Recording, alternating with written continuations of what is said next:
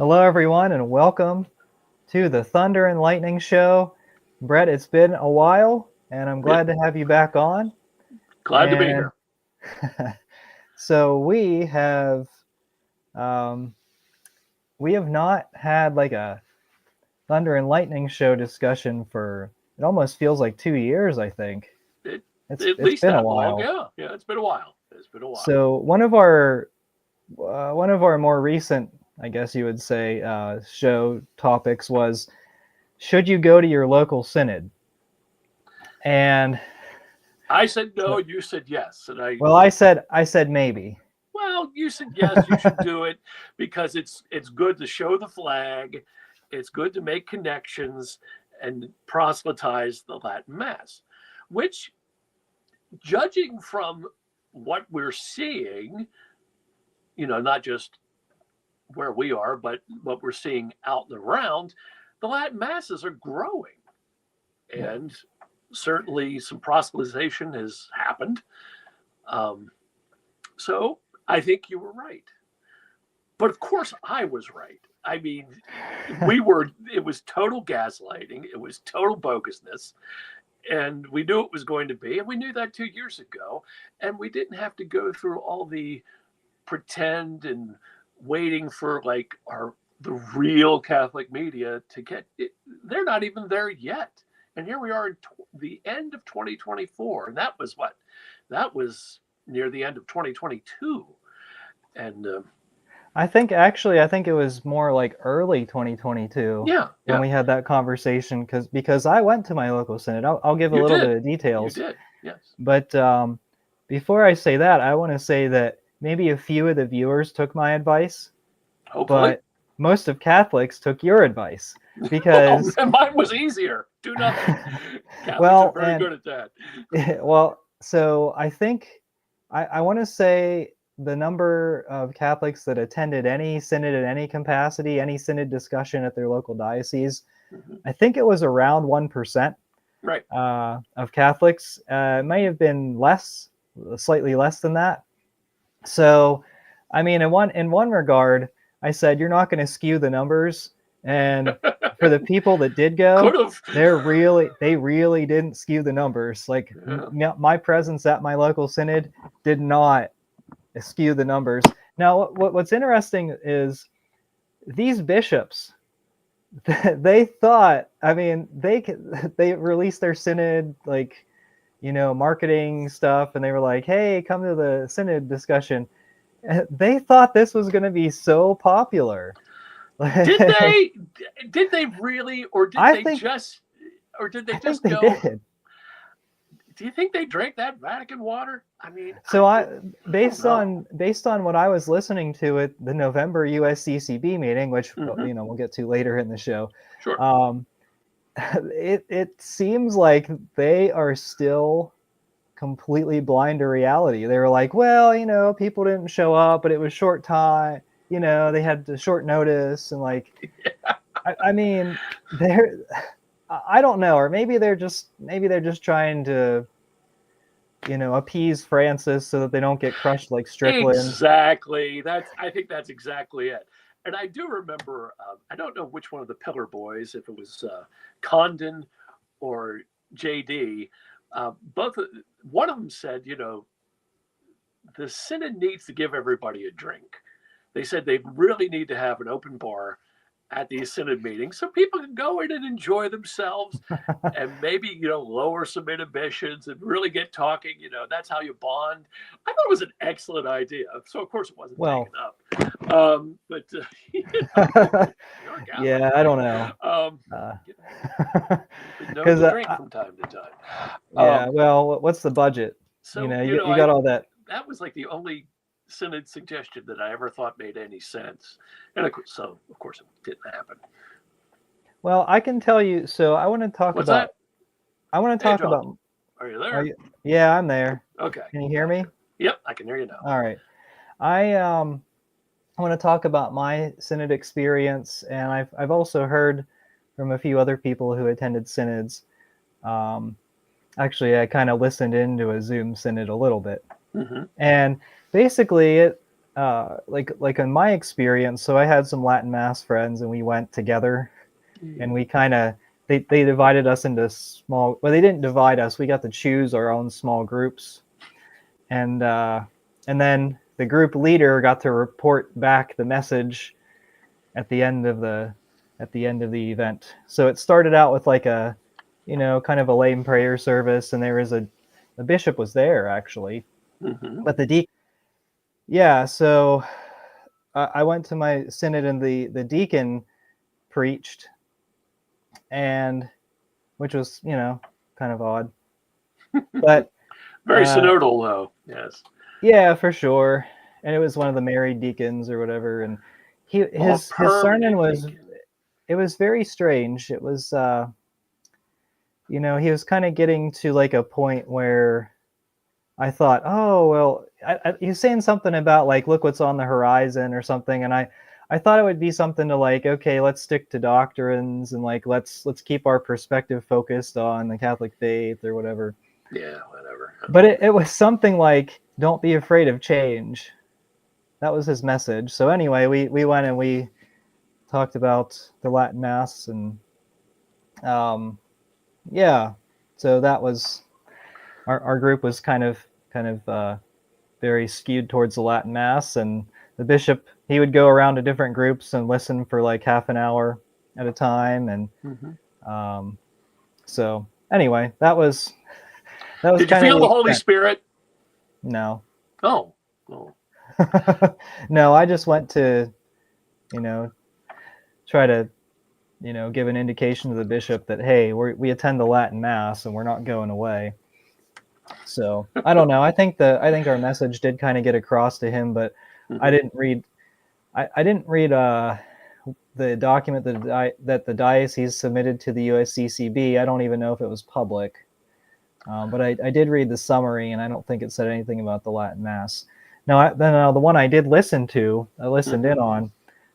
I think someone else mentioned the Latin Mass, and I do know someone who on that Zoom uh, was talking about like how they were concerned about the heretical direction of the German bishops, and Ah, that kind of got like squashed a little bit. oh, it did. Oh, yeah, Yeah, absolutely. they were like, oh well, that's sort of not. The moderator was like, oh, that's not really like, but the thing is, it is part of the church, like Yes. I mean, at least visibly, Right. because Absolutely. they're not really part of the church. I mean, they're, are they? Well, officially, they're still in for right now. Yeah. But we were talking about that 2 years ago. Um, they seem to have gone dark as far as their public pronouncements. I remember it was Um, quite an issue, and now it's like no one talks about it. I have an article for you from yesterday. Okay, well there you go. And they So said, maybe we'll get to that in a little bit. mm-hmm. Um, okay, what else? So what have you heard? Have you heard any people's thoughts on their local synod, like what their reactions were, what they did, and No, not no, really. I no. I heard haven't heard anything because there were so few people that went, and then it was all swept away. Now in the diocese that now let me just go to confession here and say that I did fill out an electronic form oh, for a synod, um, and much to my and I it's one of those things. Should I do it? Should I do it? I probably shouldn't have. And to this day, I say I probably shouldn't have, but I did.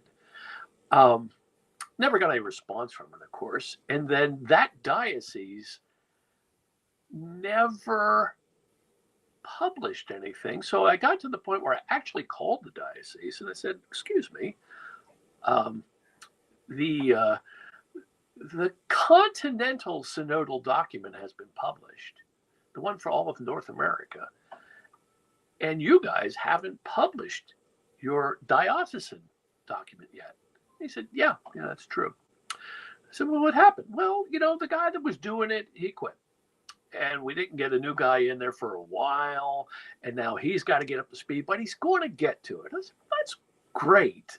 That is great. But do they have anything to say? I don't know. I don't know what they have from us. And that was where I left it because it seemed pretty useless.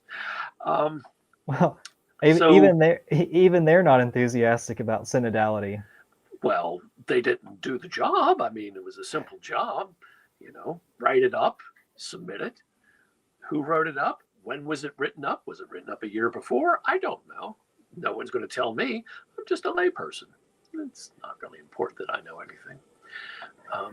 But that was my synodal experience. I never spoke to anyone. I mean, you went. I've spoken to you. I don't think I've spoken to anyone else about it.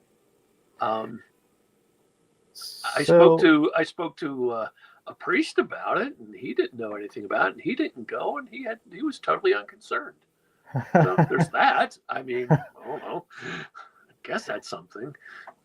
So I guess, yeah, we took that long to basically say, all right, there's no enthusiasm, except the people that went for, different motives, maybe. I mean, I heard, in the summaries at the synod that I went to, I heard, some of the people were a little bit like far left into Yes. that kind of stuff. Those people will always show up for a meeting. Yes. Yeah, but didn't really see too many people younger than me.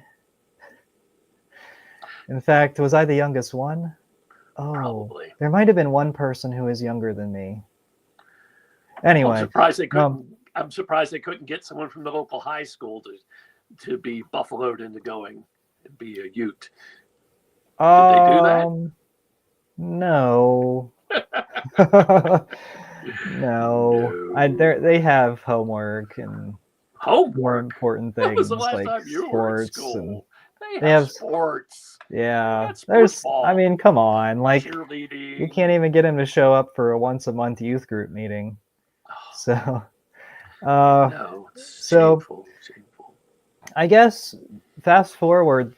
So they went through that, and then there were some discussions, and the people that were appointed for the United States were raging heretics. I think was McElroy in it. There's Stowe. I don't know. Flores is a synodal superstar, and right. Yes, he's so he'll probably get a promotion. But well, did he? He didn't get his Cardinals hat this time, did he? No, but that's no one from the United States did. He'll be on the next round, probably, unless there's a different pope. Yay! But and that's what we've been saying for, well, I don't know, a long time. Yes. So then 2023 happened, and arbitrarily Francis selected, not arbitrarily though. He knew he wanted to select. He selected some random lay people. He selected his people. The ones from the United States were fairly questionable, I would say. One was from Minnesota. St. Paul, Minneapolis. Oh, who was the guy that wore the pink suit? He was some Hispanic guy, I think. The one that James Martin thought he was pretty hot. Yeah, I did a video on that. Yeah, that was creepy. Yep. 20-year-old. Yep. What could possibly go wrong? Yes. Yeah. But 2023. So yeah, the one woman from Minnesota. She was from the most far left parish in the state, probably. What, St. Joan of Arc?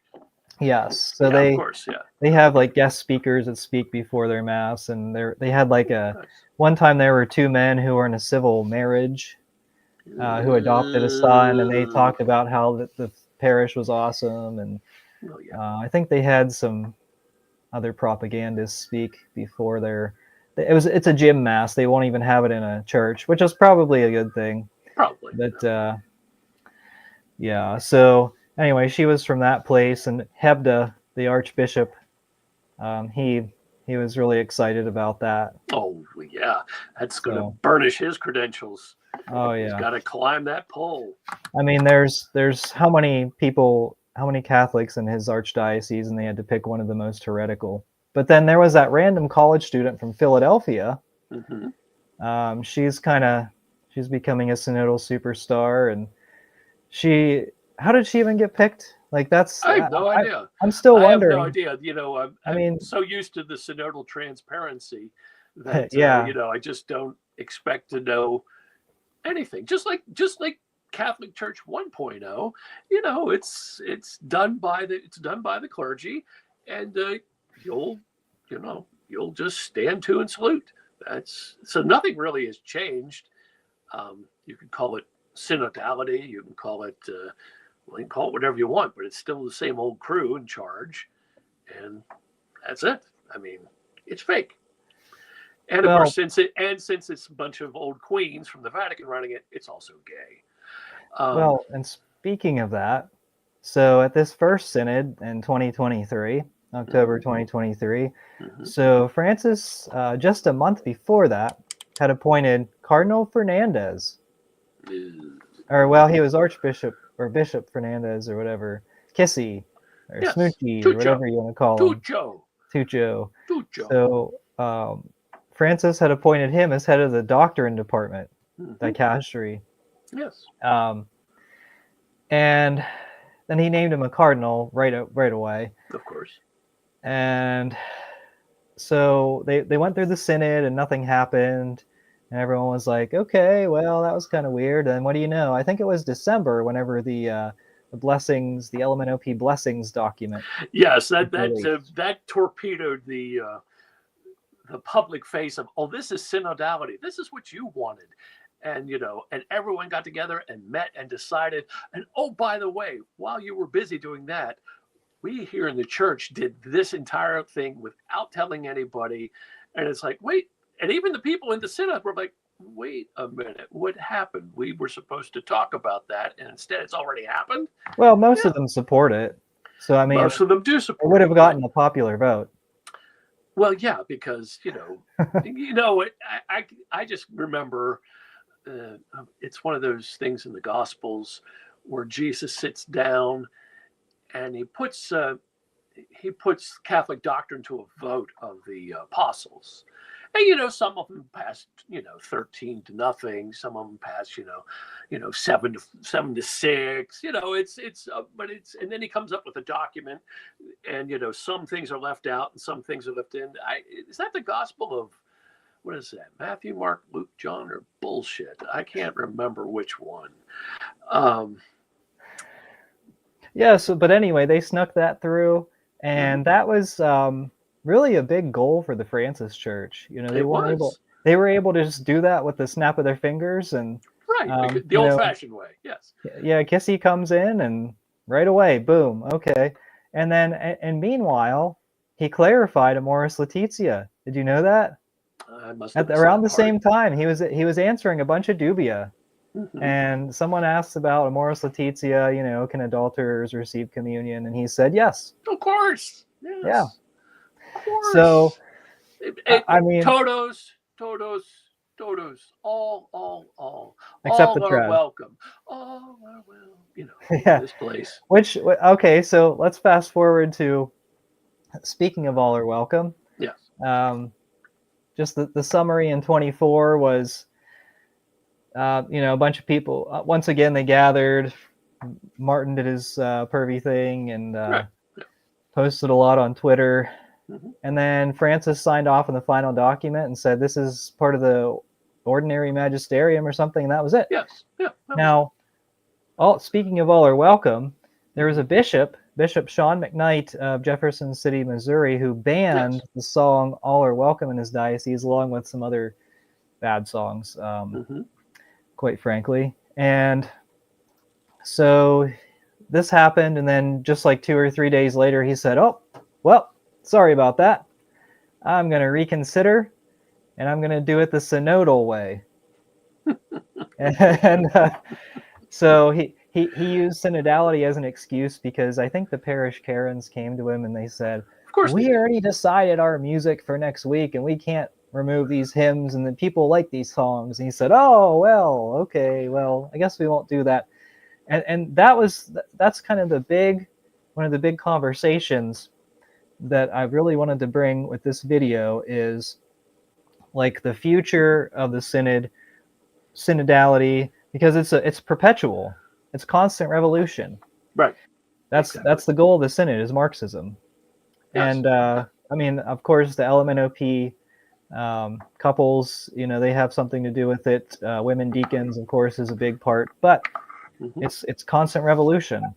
Absolutely. It's an So institutional revolution. Yes. I think we're seeing with McKnight, I think we're seeing sort of the synodalization of the church, if you will. Well, this is he's a bishop. He is a bishop of a diocese. He's not a fake bishop. He's not an auxiliary bishop. He's an actual bishop. He's an actual successor of the apostles. That means, other than the Pope, no one can tell him anything when it comes to the faith because, you know, that's who he is. Now, if he wants to ban all are welcome, he can go ahead and do that.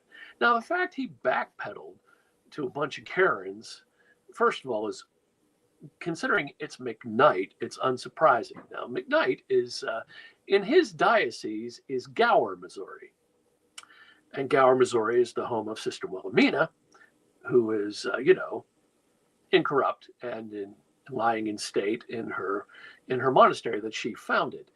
Um, Now, he has already said very publicly that he will not be pursuing a cause for sainthood for her. Well, congratulations. Congratulations. It's just, it's like Christ said, it's like when he's talking to the rich man and Lazarus, and the rich man's in hell, he's like, you got to tell my brothers that, this could happen to them. He said these, and God says, listen, hey, I could raise somebody from the dead and they won't listen. So you're out of luck. And of course, that is what Catholicism is. Well, Someone was raised from the dead and no one listens. yeah, And that's how it is. So they raised Sister Wilhelmina. First of all, she's a founder. Second of all, last time I checked, she was a black lady. And she went full traditional, and she has a huge thriving monastery, and people are getting in their cars and flying and driving there and going and getting things blessed. It's a real cultist that came out of nothing, but now it's there, and of course he's going to ignore that in his own diocese, of course. Well, it has to do with the Latin Mass. Exactly. Of course it does. Now he's a Biden bishop. He would be. He would yes. be. Yeah. And So he blocked me on Twitter. well, that's and I'm not very abrasive on Twitter. Yes.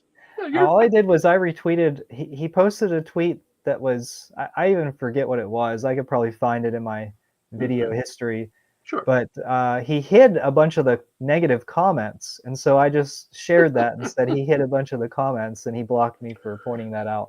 Well, there you go. So, well, that's the beauty of Twitter, isn't it? Or yeah. X, or whatever you call it. Is you can do those things. But I must say, I am amazed at some of the bishops. I'm on there at an account I don't choose to reveal here, and I get into a couple of those bishops pretty hard because they're fake. Who's the one? Of course, my favorite is Gustavo. Yeah. Gustavo, because he is the bishop of a diocese in America. Now it's a border diocese, but he has never taken now, and all these bishops, they're hideously overeducated. But this guy can't be bothered to learn the English language.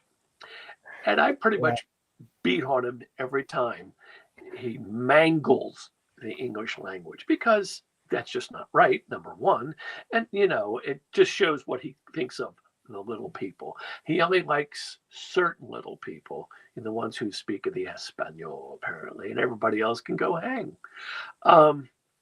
But I will give him this much credit. He has not blocked me yet. So good for him. Good for him.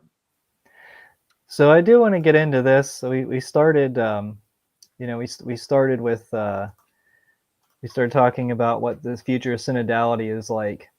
Now, Francis, I I don't know if this was in my previous video or the one before, but Francis said that during future ad limina visits, Hmm. each bishop will report on how and what he has implemented from the synod's document. So an ad limina visit, the bishops are required to visit Rome once every 5 years Right. and meet with the Pope. And that was probably in place for quite a while. Yes. Um, so kind of the standard practice. Now I don't think they meet as like a metropolitan group. So like each archbishop and the bishops under him and his metropolitan region will meet together with the Pope. So they don't really. I don't know that there's maybe like 10 of them at a time meeting with the Pope. Right. So Yeah. not a lot of time to discuss things. But I've been saying it's kind of like getting called into the principal's office and saying and the principal asking, "What have you done? What have you done for synodality? And Yeah.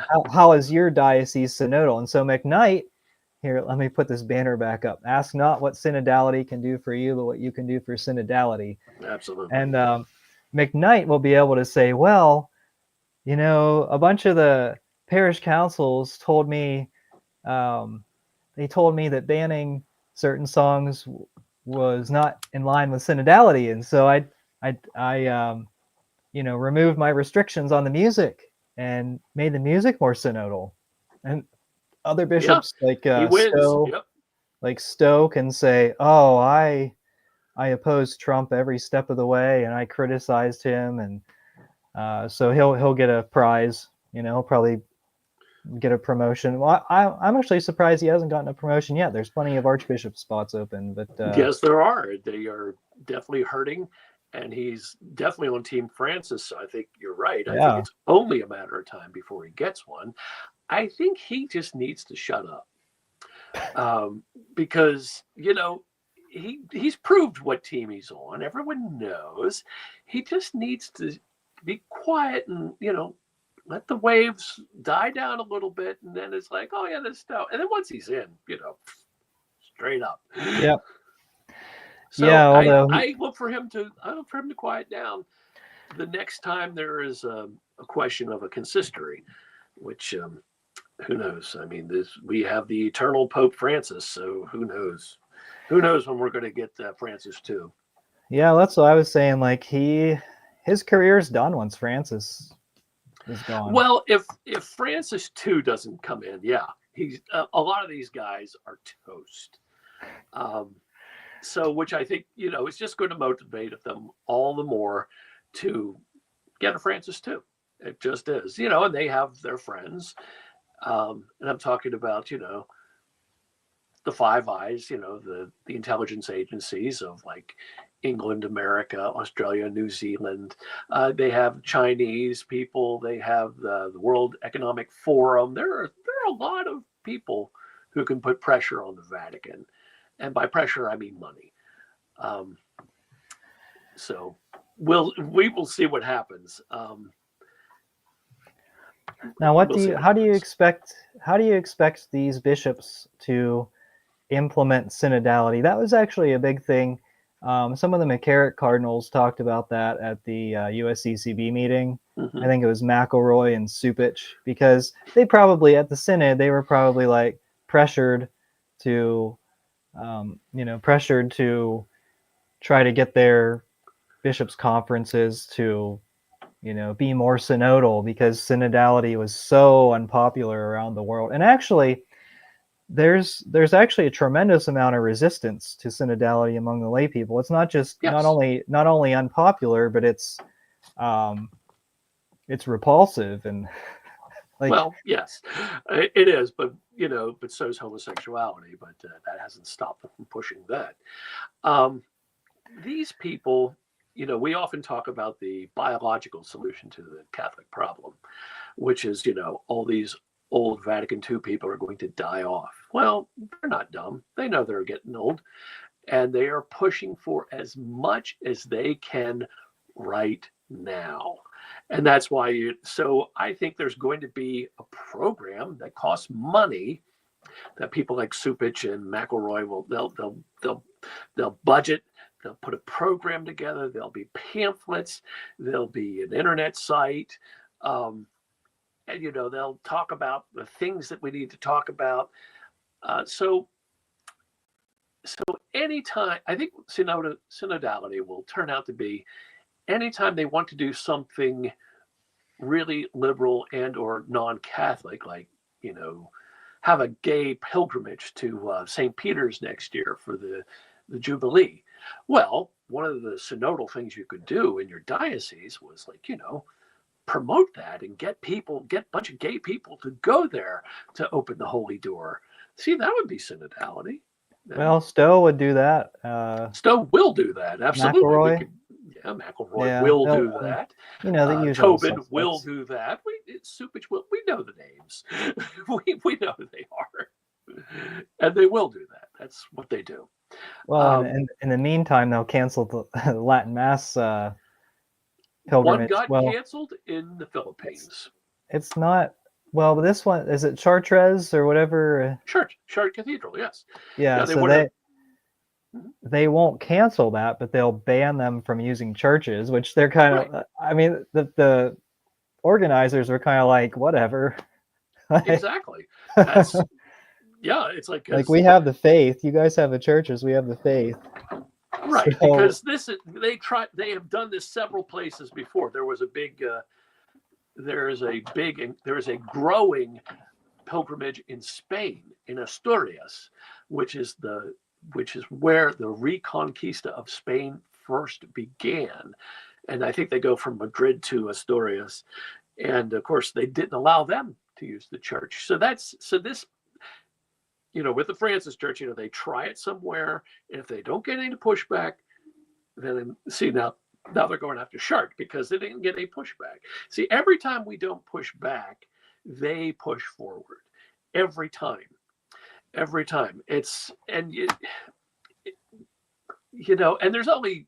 there's so few of us who care. The Latin Mass community is small. It is growing, unlike the Novus Ordo community, which is large and dying. But we're too small. We're too small. We have very little influence, and we have no leaders. I mean, we know this. We can name the same 10 guys who've been the leaders, and they are it, and no one has joined, with the possible exception of Zen, who's been chased into our group. He has been left no choice but to stand against synodality, and he has done a fine job, by the way. But he's retired, like all of them. They're all retired. They're all old, just like the people they're fighting. So I don't know what it's going to take. I don't know what outrage it's going to take. It reminds me, and I've mentioned this before, Trump said, I could go out on Fifth Avenue and I could shoot somebody in the head and people will still vote for me. He said that 10 years ago. And it's still true. And it's definitely true of the Francis. There's nothing.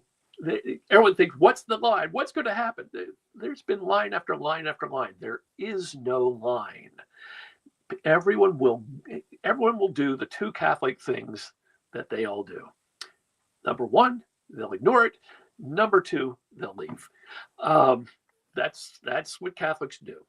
It's because we don't have much leverage. So there's not much to do. No. And do you anticipate a further crackdown of Latin masses? Yes. If Francis is alive, I do. Yes. And the thing is, as I've said before, I strongly believe in Francis II. He may be John the 24th. He may be, he might even take the name Pius XIII. But I strongly suspect that they'll be, on the one hand, it seems like easy money, even if you have a Francis II, to loosen up on the Latin Mass thing and go back to a Summorum Pontificum state. That seems like easy money. That's like easy to do. Everyone's happy.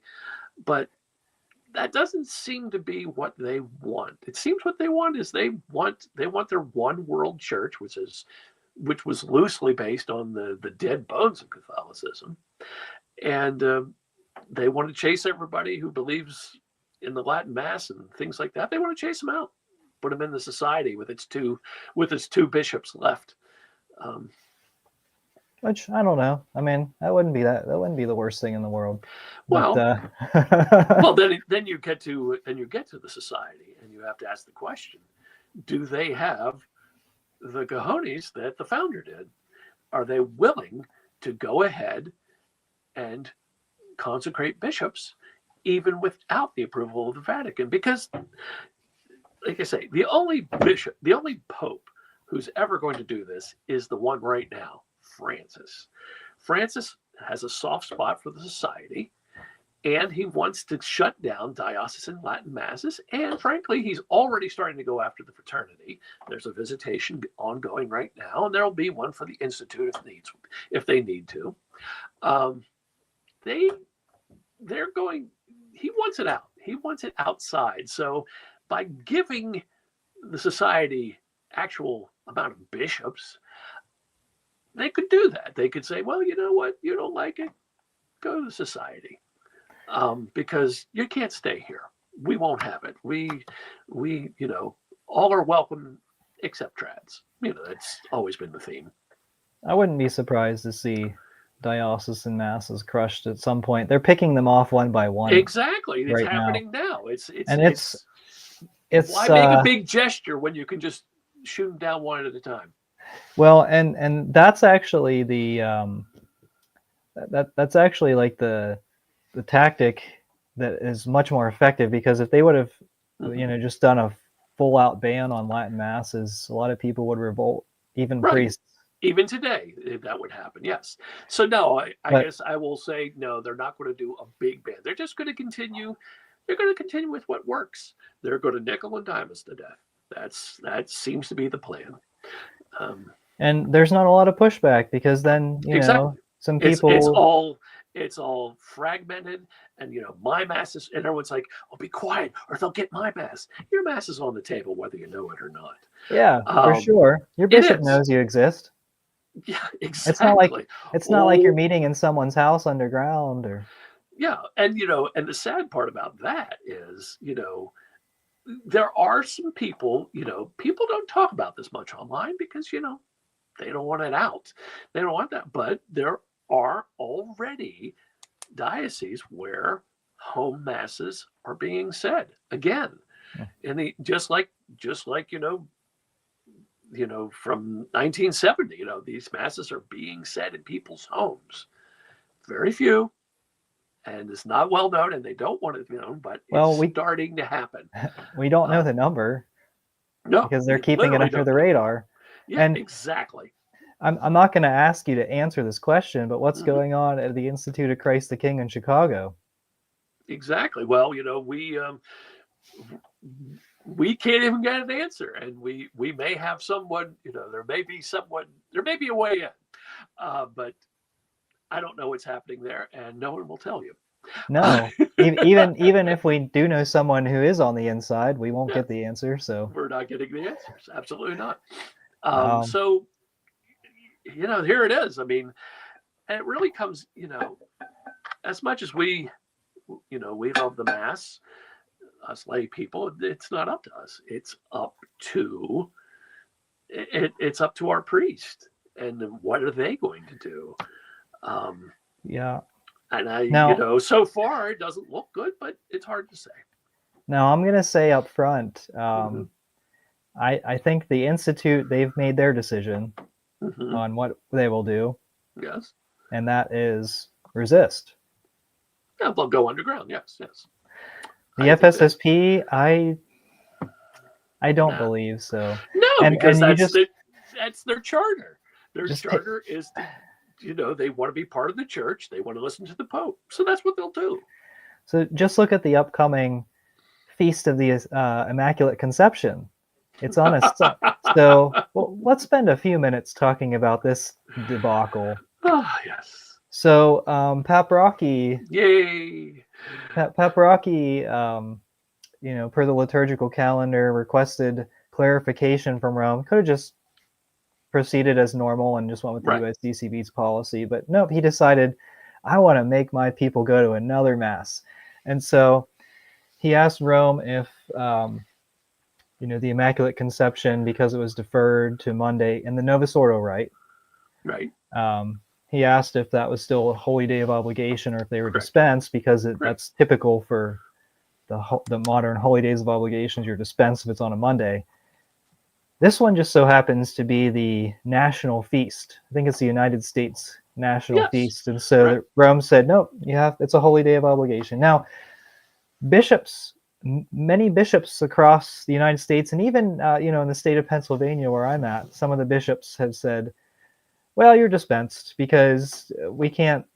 Priests are covering multiple parishes, and it's just really tough with logistics, and it's requiring everyone with requiring everyone to attend mass with that little notice is it would be tricky. And Yeah. I think that's the pastoral approach. But who did that? Who dispensed their parishioners, Supich and Gregory, Of course they did. and they're France. And this was after Francis, where the Vatican had responded. So, Yeah. meanwhile, Some things are must be obeyed without question, and other things, not so much. and so two of the biggest names in the United States dispense their parishioners, which is interesting to see. But other bishops did not. Now, moving to the traditional side of things, in the 62 rite and earlier, the Immaculate Conception is not deferred to Monday per the celebration of the second Sunday of Advent. Right. The Immaculate Conception and the second Sunday of Advent are celebrated in the same mass on the actual feast day. Right. And I believe that's the Byzantines. I believe the Byzantines do that as well. Probably. So the Institute of Christ the King consulted some canon lawyers, probably some of the more traditional ones, if that's even possible. But but I believe it was in Columbus, the bulletin from the Institute's parish in Columbus, where they said we consulted canon lawyers and talked to the bishop, and he agrees that we celebrate the Immaculate Conception on the 8th, on the Sunday, and that counts for your obligation, even though the Novus Ordo rite is deferred to Monday. And so the Institute of Christ the King, that's what they're saying in all of their parishes. Meanwhile, the FSSP, yeah, if you go to the FSSP, this Sunday, the 8th, is the second Sunday of Advent, and Monday, the 9th, is the holy day of obligation. Really? I didn't know the that. Immaculate Conception. Wow. So that's exciting. The FSSP has again, abandoned their right. No, they did not abandon their right. They did what they're chartered to do. They're celebrating the old Roman rite in union with the Pope. That's what they're doing. Well, why don't they adopt the Novus Ordo calendar? Good question. Because they just did. Good question. That's a really good question.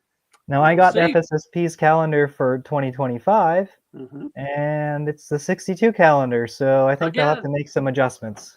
Yes, exactly. So who knows? Anyway. Well, this only comes up every, 5, 6, 7 years or so? Well, it depends because of leap year, and sometimes it's even skipped on the Monday, so, it's... But they'll just skate on this one. Yeah. Yeah. So anyway, that's where things are going. We're gonna need some religious orders that are sticking to the traditional Catholic faith, and yes. Yeah, that's going to be important. So I do want to share this article to show you where synodality is going. So I'll just read through this. This is from Gloria TV. This is a German Bishop Dominikus Meyer of Osnabrück, Germany. He just took office in September. Okay, so he replaced. I think his predecessor was someone like wildly heretical, but he wants to see different places, for example, for young people or young families, because they want something different from the typical Novus Ordo Sunday liturgy. Um, they want to revive morning or evening praise liturgies of the Word with communion on Sundays. So they want something different. They're not even trying to pretend that they're using the excuse, oh, we have lack of priests, so we can't have mass, which I think some of the German bishops are saying that, oh, we need women priests because we have a lack of priests. But this guy, he just comes out and says it. They don't really want mass. They want something different, like a liturgy of the Word with communion. So I guess if you take a look at that, that would definitely open up the door for like your women deacon type of things where the women lead the service. And Absolutely, yes. I mean, Pastime. if you do a Novus Ordo without music, you could get it done easily in like less than 20 minutes, Right. Yeah. depending on how long the sermon is. So with a communion service, you could even cut the time down because you just read a few readings and then maybe the woman give a sermon, and then you'd have communion, and then all right, good to go. See you next week. Well, you know what makes communion go faster is a rail, but I guess they won't. I guess they're not that worried about the speed. But anyway. I do think that we're going to see more of a push for like those types of services, and it might be like communion services during the week at first. Right. Well, and you then, said that that's already started to show up around you. Well, there is one. Yes. I didn't get the full one details. Is more than none. I didn't get the full details. But I think a deacon led it, like an actual like ordained deacon. Right. Yeah. Well, yes.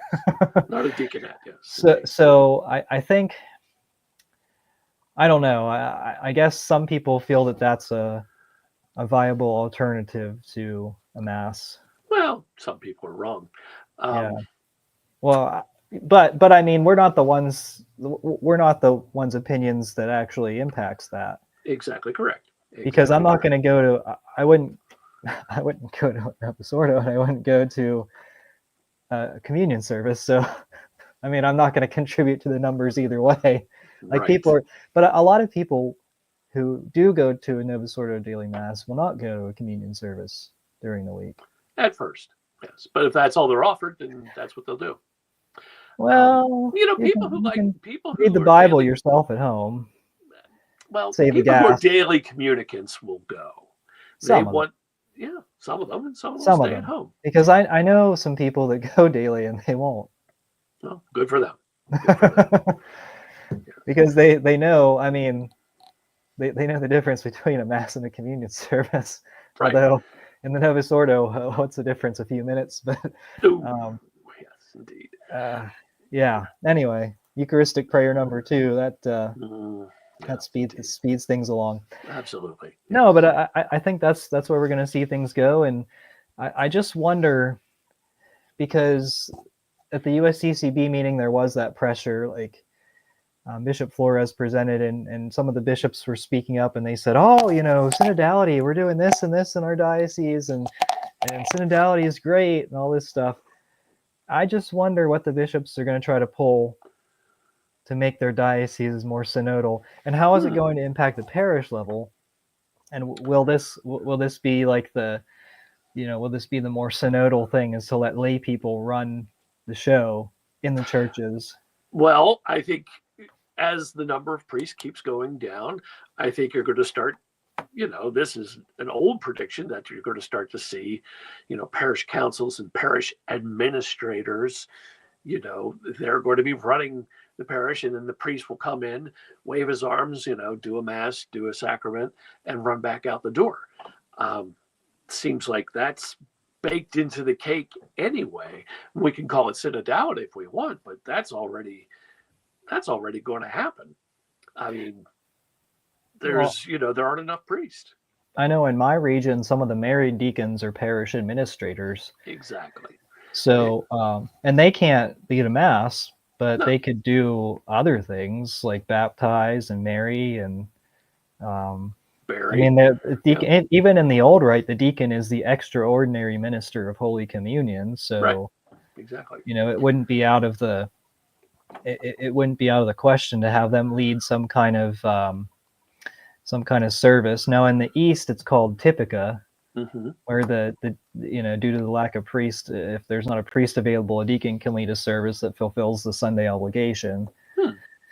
Well, I can see that happening in the Western Church. I can see them just saying, well, since, that's because they don't believe in the Mass or they'd allow the Mass. So now in the East, it's like, I mean, Typica is like, yeah, I mean, if the priest is not able to make it, but it's like, it shouldn't happen very often, basically. Right. But that's what's going to happen in the West. I mean, we are about on the edge of a demographic cliff. I mean, these priests are going to start dying, and there's no one to replace them. There just isn't. And so, what are they going to do? They have all these people who like to go to the church on Sunday, and it's like, how are you not going to take their money? You have to give them something. So that's what they'll do. Yeah, that's tough too, because COVID really, it really knocked off a lot of people from attendance. Of course it did. And some of them haven't come back. Well, why would they? They were told it was unimportant. And their money. They were told and the faithful were told they could do it all themselves. Yeah. Archbishop Wester said, "Home is the holy place." There you go. Home is the stay home, stay safe. He didn't even open churches when the Democrat governor said he allowed could. It. Right. Yeah. He said, "Oh no, we're going to be really merciful and really synodal." Yeah. And, he wasn't synodal at the time. No one knew that was the correct buzzword, but now, of course, he is synodal. And that's it. A lot of the whatever the progressive program is now going to be called synodal.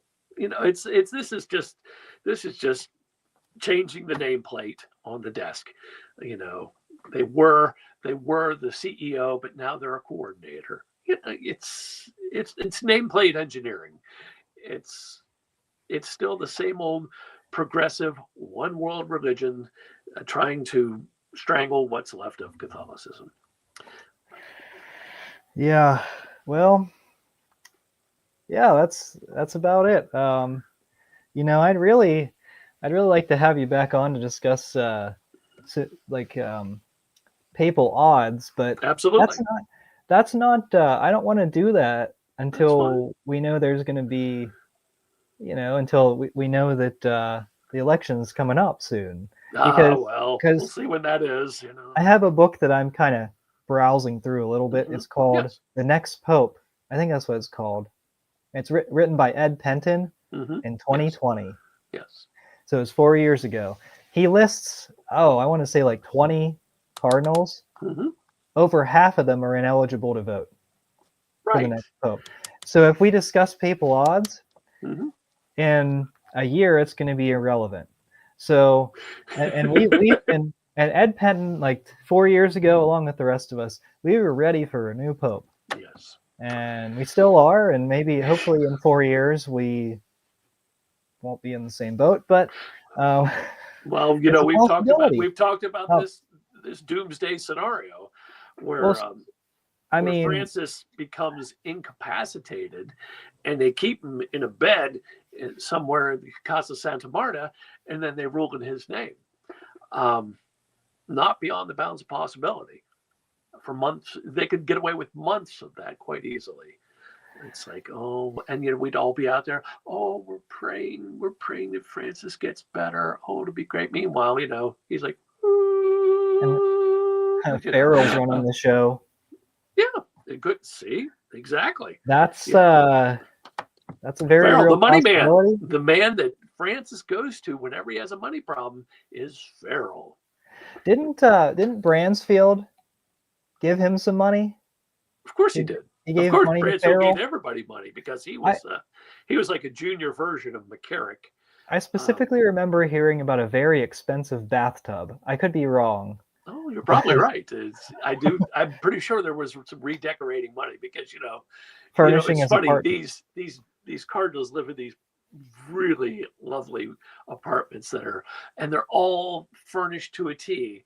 And But then that cardinal dies, and then a new cardinal gets it, and suddenly he has to redecorate it for $1 million. It already has $1 million in it. It's like, okay, how is it that isn't the last furnishings good enough? Apparently not. yeah, well, and now the Cardinals have to pay rent though. At least No, Cardinal the only one we know is Burke. Burke. Haven't heard of it. Have you heard of anybody else paying rent? No, but No, neither I'm have I. sure. Well, but Burke, he needs to be in Rome because we need someone there that will issue occasional strongly worded statements. Yes, he's good for a strongly worded statement. That is his part. Yep. God love him. His heart's in the right place. Sure. It is.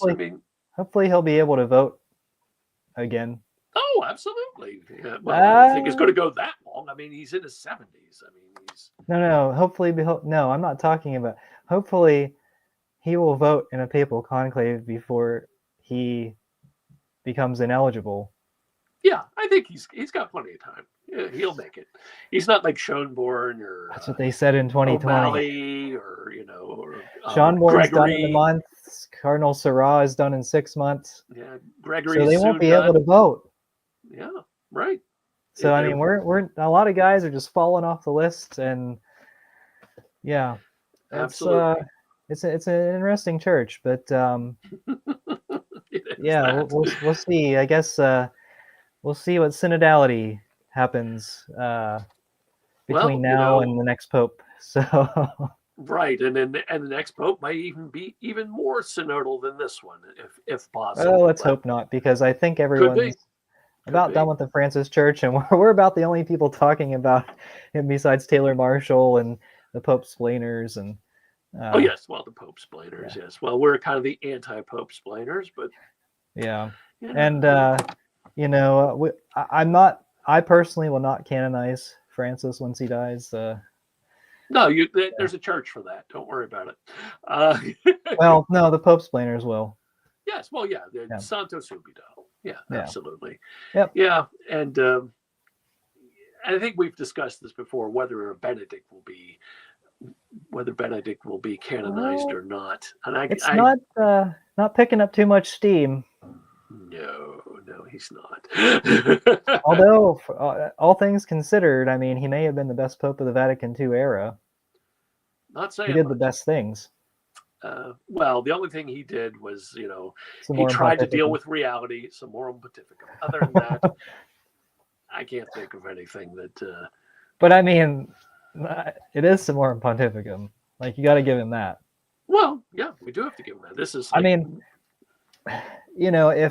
If the next pope is pope for like 10, 15 years, and all he does is remove the restrictions on the Latin Mass, that's the only thing he does. Just signs off on new bishops and everything.